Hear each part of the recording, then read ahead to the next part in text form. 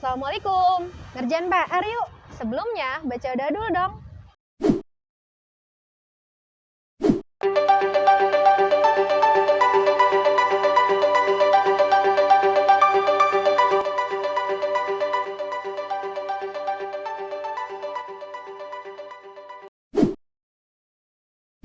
Nah, video kali ini kita mau lanjutin pembahasan bab terkait dengan persiapan UTBK, SBM, PTN. Nah, bab yang mau kita bahas kali ini adalah permintaan, penawaran, dan keseimbangan pasar. Oke, kita mau bahas dulu yang pertama terkait dengan permintaan dulu ya. Permintaan. Permintaan itu istilah ekonominya adalah demand. Berarti dia disimbolkan dalam bentuk D. Lalu yang berikutnya kita mau bahas yang mempengaruhi permintaan, D. Nomor 1 yang mempengaruhi permintaan adalah harga barang itu sendiri. Maksudnya apa sih harga barang itu sendiri? Misal, yang lagi kita omongin itu adalah harga beras. Yang lagi kita omongin adalah barangnya beras nih. Nah, kalau harga beras berarti adalah harga barang itu sendiri. Tapi kalau harga jagung, misalnya jagung pengganti beras ya. Nah, itu harga barang substitusi gitu ya. Nah, jika yang mempengaruhi permintaan adalah harga barang itu sendiri, nanti kita materinya terkait dengan hukum D, berarti hukum permintaan. Masih ingat kan hukum permintaan? Ketika harganya naik, jumlah barang yang diminta turun. Ketika harganya turun, jumlah barang yang diminta naik. Nah, ini namanya hukum permintaan. Ini hukum permintaan. Standar ya, ini sudah kita pelajari teorinya dari kelas SMP kalau nggak salah ya. Nah, D sudah tadi dikasih keterangan demand, P-nya kalau di ekonomi itu adalah price atau disebutnya harga, Q-nya adalah quantity. Quantity itu jumlah barang. Nah, kita buktikan juga yang terkait dengan hukum permintaan ini nanti kita mau bikin kurva ya. Misalnya aja nih kita punya contoh ini price, ini quantity demand. Kita punya contoh misal harganya 100, jumlah barang yang diminta 10. Ketika harganya naik, nah sesuai dengan hukum permintaan, ketika harganya naik jumlah barang yang diminta turun. Misalnya 5 boleh lah ya. Ketika harganya turun misalnya jadi 50, jumlah barang yang diminta naik, misalnya naik menjadi 15. Nah, bagaimanakah penggambaran kurvanya? Oke, ini ceritanya soalnya gitu ya. Ini soal gampang banget. Nah, kurvanya biasa, kurva itu terdiri dari vertikal dan horizontal. Kalau di ekonomi, yang vertikalnya itu harga, price. Nah, harga ya. Yang horizontalnya itu Q, quantity. Kita gambarin titiknya, dimisalin aja. Ketika harganya 100, misalnya di sini jumlah barang yang diminta 10. Berarti kita punya satu titik ya. Nah, terus ketika harganya naik 200, berarti di sini harganya 200, kita turun jumlah barang yang dimintanya 5, misalnya di sini. Coba ini perlu dipegangin. Nah, biar nggak gerak ya. Nah, terus ketika harganya turun, berarti di sini ya, jumlah barang yang dimintanya naik, di sini 15. Nggak bagus banget nih gambarnya. 15, oke.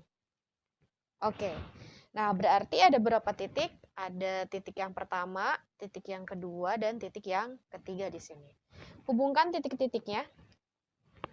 Oke, nah ini disebutnya adalah kurva permintaan gitu. Jadi kurva permintaan itu bentuknya seperti ini, turun dari kiri atas. Anggap aja ini kan kita bentuknya kayak gini ya. sebelah sini kiri, sebelah sini kanan. Turun dari kiri atas ke kanan bawah. Kalau saya biasanya ngingetinnya minta tuh tangan kanan, berarti kurva permintaan tuh kayak hormat kanan. Kalau ditempelin kan jadi kayak gini ya. Turun dari kiri atas ke kanan bawah. Dan ketika kita pun bikin kurva permintaan, ini yang menunjukkan jikalau, nah ini kata kuncinya ya, jika permintaan itu dipengaruhinya oleh harga barang itu sendiri, harga barang itu sendiri. Nah, ini bahasa lainnya adalah menyebabkan kurva permintaannya itu bergerak, bukan bergeser. Sebenarnya kita tahu sih kurva permintaan kayak gini teh. Iya, dan istilah lainnya kalau yang bentuknya kayak gini dia cuma pindah-pindah titik doang gitu ya. Kurvanya bergerak kayak begini, vertikal, horizontal. Terus ada seperti ini hormat kanan dan dia karena cuma pindah-pindah titik doang, ini price, ini quantity. Ini namanya kurvanya bergerak. Nah, kurva bergerak bahasa lainnya adalah kurva yang movement, atau biasanya disebutnya movement along curve gitu. Jadi kalau ada pertanyaan yang menyebabkan kurva bergerak itu karena apa? Ya karena harga barang itu sendiri gitu ya. Nah itu faktor yang pertama. Emang kenapa sih teh? Beda apa? Ada bergerak dan ada yang lain. Nanti kita ada kurva yang bergeser. Oke, itu faktor yang pertama. Kita lanjutin dulu. Ini kan baru yang satu ya. Kita lanjutin yang mempengaruhi permintaan. Permintaan itu dari sisi konsumen ya. Jadi nanti memang cara pandangnya dari sisi konsumen. Yang nomor 2 ada pendapatan. Oke, pendapatan pasti mempengaruhi permintaan kan. Pendapatannya naik, pasti permintaannya juga naik. Yang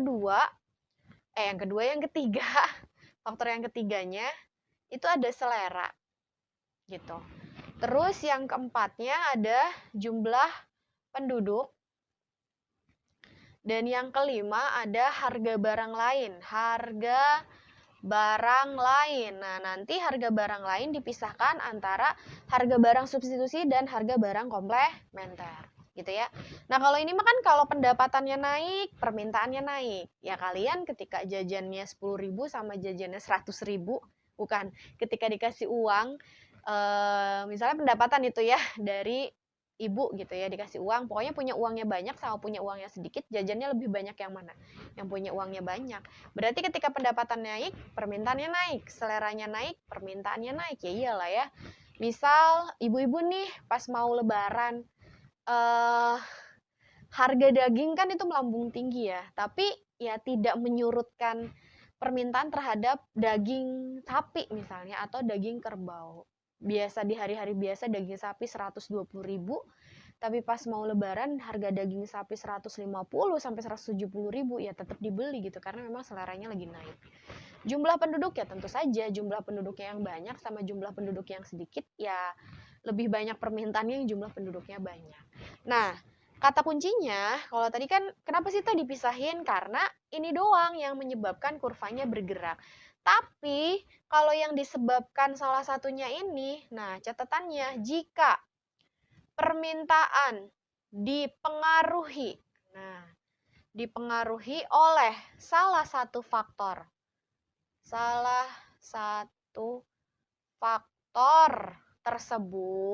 tersebutnya itu apa? Berarti baik itu pendapatan, baik itu nomor 2, baik itu selera, baik itu jumlah penduduk maupun harga barang lain. Nah, ini nanti efeknya adalah kurvanya bukan bergerak, tapi kebalikannya, kurva permintaannya bergeser.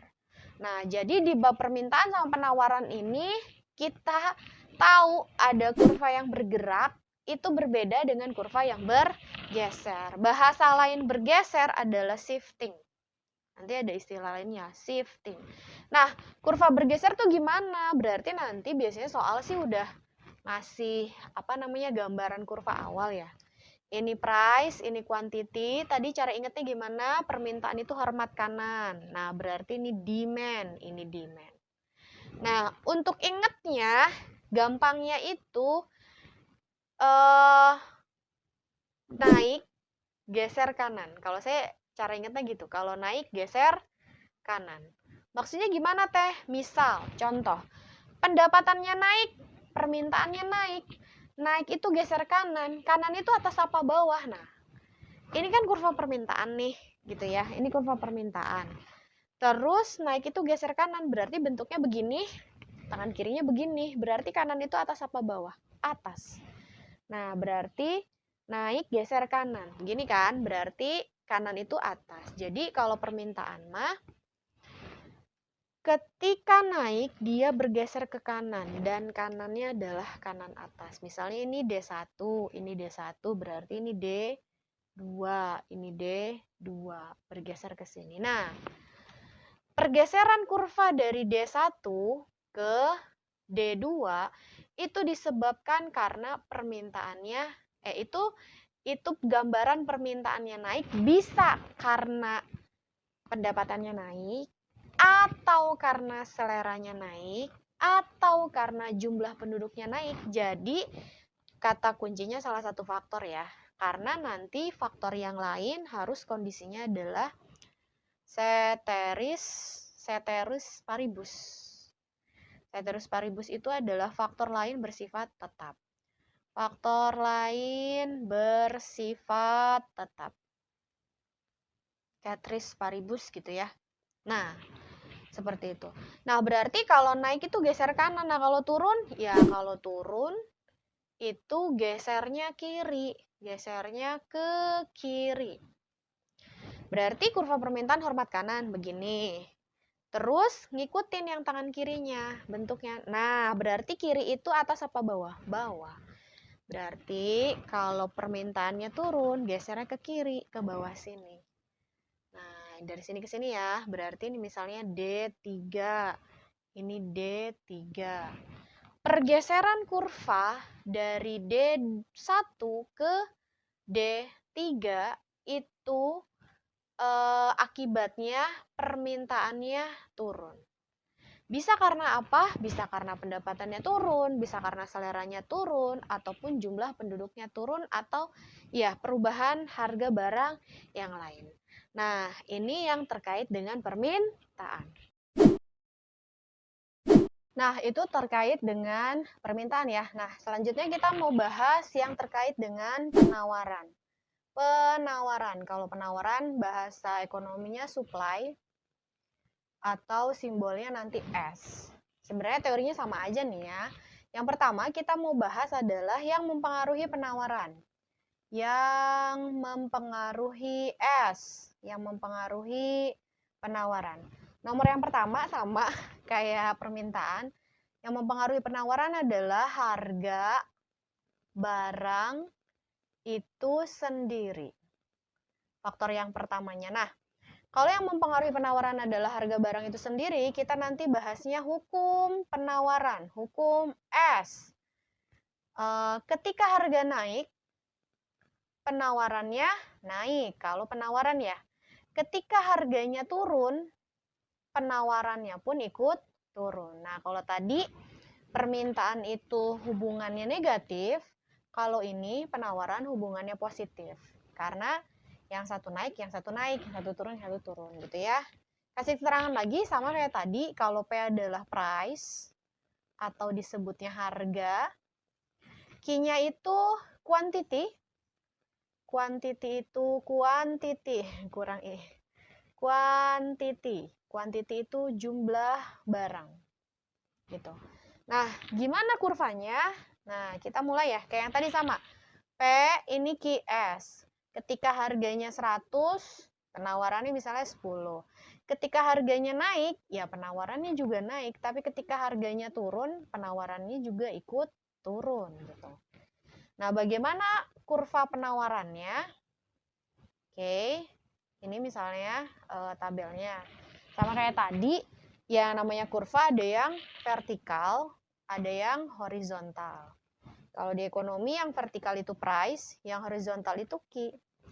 Ya, kita gambarin P-nya 100, Q-nya 10. Berarti ada satu titik ya, yang ini. Nah, gitu. Ini kita punya satu titik.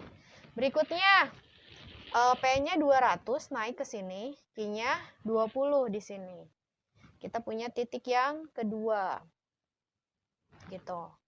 Nah, ini kita punya titik yang kedua. Ketika harganya turun 50, Q-nya 5. Kita punya titik yang ketiga di sini. Oke, tinggal dihubungkan saja titik-titiknya. Nah, ini penggambaran kurva penawaran gitu ya. Jadi kurva penawarannya gini. Nah, apalagi sama kayak tadi sebenarnya ini yang namanya kurvanya bergerak. Karena, nah kita kasih keterangan dulu, jika penawaran dipengaruhi oleh harga barang itu sendiri, oleh harga barang itu sendiri. Nah, ini sama kayak permintaan ya. Ini nanti menyebabkan yang namanya kurva penawarannya bergerak, bukan bergeser gitu. Bergerak tuh yang kayak gimana? Yang kayak tadi, yang cuma satu garis doang. Kalau permintaan mah hormat kanan tadi ya, kalau penawaran mah hormat kiri. Nah, bentuknya hormat kiri tinggal ditempelin ya kayak gini. Nah, ini berarti S. Yang namanya bergerak tuh gimana? Pindah-pindah titik tadi, dari sini ke sini, ke sini, ke sini. Nah, itu bergerak dan istilahnya juga sama. Kalau yang bergerak tadi istilahnya adalah movement. Nanti along curve gitu ya. Itu faktor yang pertama yang mempengaruhi penawaran. Faktor berikutnya yang mempengaruhi penawaran. Yang mempengaruhi penawaran. Teica tulisnya faktor yang sering keluar di soal aja ya, karena ada beberapa faktor lain juga. Karena penawaran itu dilihatnya dari sisi produsen ya, bukan konsumen. Kalau konsumen nanti ngomonginnya kurva permintaan yang tadi. Kalau penawaran dilihatnya dari sisi produsen. Jadi yang mempengaruhi penawaran berikutnya adalah biaya produksi. Biaya produksi. Biaya produksi itu termasuknya apa? Ada biaya gaji itu termasuknya biaya produksi loh. Terus juga ada harga faktor produksi gitu ya. Jadi di sini kasih keterangan biaya gaji dan lain-lain gitu. Itu biaya produksi. Yang berikutnya tentu saja adalah teknologi. Teknologi itu yang mempengaruhi penawaran. Nah, yang sering ditanya di soal ini yang keluar biaya produksi sama teknologi gitu ya. Biaya produksi, biaya gaji, biaya bahan baku dan lain-lain lah ya, banyak biaya bahan baku atau tadi biaya faktor produksinya juga dan lain-lain. Teknologi, terus berikutnya juga jumlah produsen atau jumlah pedagang, jumlah produsen, terus juga harga barang lain dan lain sebagainya lah ya. Nah, ini sama kayak tadi, jika salah satu yang mempengaruhi penawaran adalah faktor-faktor ini, jika yang mempengaruhi penawaran adalah salah, jauh banget ya, S salah satu atau enggak S-nya dibedain aja deh. Yang mempengaruhi penawaran salah satu faktor tersebut atau faktornya tadi ya bisa biaya produksi, bisa juga teknologi, bisa juga jumlah produsen atau kebijakan pemerintah dan lain sebagainya. Nah, ini nanti efeknya kurva penawarannya itu bukan bergerak tapi bergeser gitu. Jadi sama kayak tadi ya. Dan bergeser, istilah lainnya tadi apa? Shifting. Seperti itu. Bagaimana sih penggambaran pergeseran kurva penawaran? Sama, ada yang vertikal, ada yang horizontal. Terus di ekonomi ini price, ini quantity. Penawaran tuh hormat kiri. Nah, kayak gini. Ini S, ini S. Nah, cara ingetnya gimana? Sama kayak tadi. Kalau naik, itu gesernya kanan. atau gesernya ke kanan. Contohnya kayak gimana teh? Contohnya misalnya teknologi naik ya. Yang manual sama yang pakai teknologi kan banyak kan yang pakai teknologi lah menghasilkan barangnya. Berarti kalau teknologinya naik, penawarannya juga naik.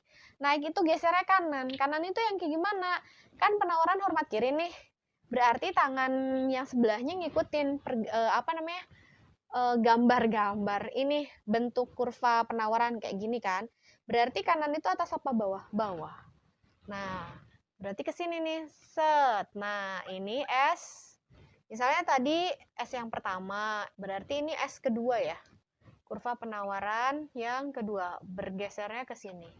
Pergeseran kurva penawaran dari S1 ke S2 itu adalah penawarannya naik, gesernya kanan.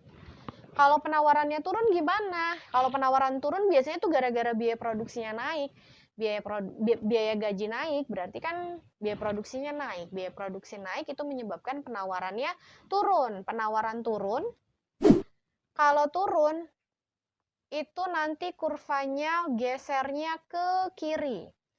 Ke kiri itu penawaran atas apa bawah? Penawaran kan hormat kiri, berarti tangan kanannya ngikut. Nah, penawaran berarti kirinya itu di sebelah atas.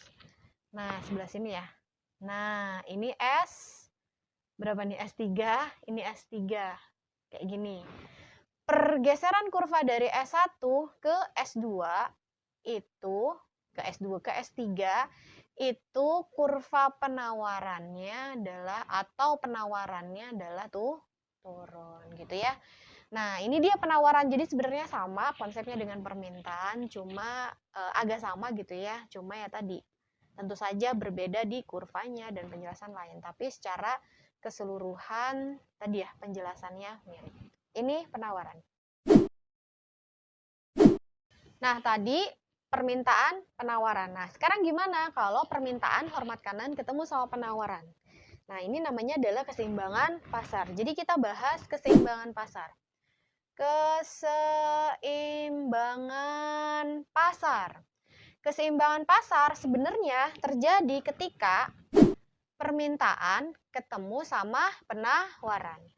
Kalau dari bentuk fungsi, karena tadi kan sebenarnya hukum permintaan itu P sama Q ya, variabelnya. Hukum penawaran juga P sama Q. Berarti kalau dalam bentuk fungsi nanti price demand ketemu sama price supply, atau fungsinya dalam bentuk Q juga sama aja. Keseimbangan pasarnya quantity demand ketemu sama quantity supply. Itu kalau dalam bentuk fungsi. Kalau dalam bentuk apa? Kalau dalam bentuk kurva vertikal, horizontal, ini price, ini quantity, permintaan itu hormat kanan, bentuknya gini. Nah, ini D, penawaran itu hormat kiri. Nah, ini S, ini S. Kalau ketemu ada yang namanya titik potong. Nah, ini namanya titik potong atau titik keseimbangan. Itu singkatannya adalah equilibrium.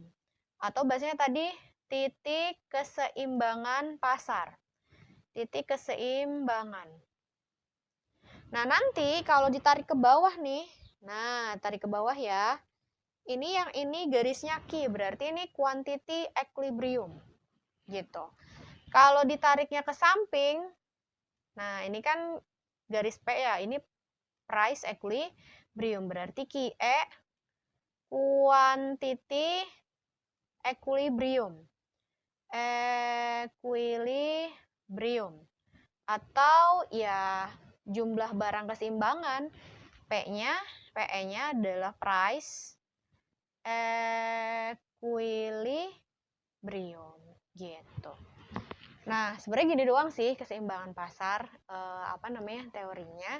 Ini keseimbangan pasar ketika belum ada intervensi gitu ya, baik itu pajak maupun subsidi. Karena nanti kalau sudah ada intervensi, nah gini, keseimbangan pasar, nanti ada dua posisinya. Yang pertama adalah keseimbangan pasar setelah pajak, gitu. Jadi nanti kan keseimbangan pasar itu PD sama dengan PS. Nah, PD sama dengan PS dulu, nanti ditambah pajak atau tax. T. T-nya adalah pajak. Itu kalau dalam bentuk P. Nanti ada juga keseimbangan pasar setelah subsidi. Subsidi. Dia rumusnya PD sama dengan PS, tapi nanti minus subsidi gitu ya. Nah, ini kalau sudah ada intervensi dari pemerintah. Nah, teorinya gini aja sih. Nanti kita bahas di pengembangan soal. Mari kita bahas soalnya apa aja sih yang terkait dengan teori-teori yang tadi udah kita pelajari.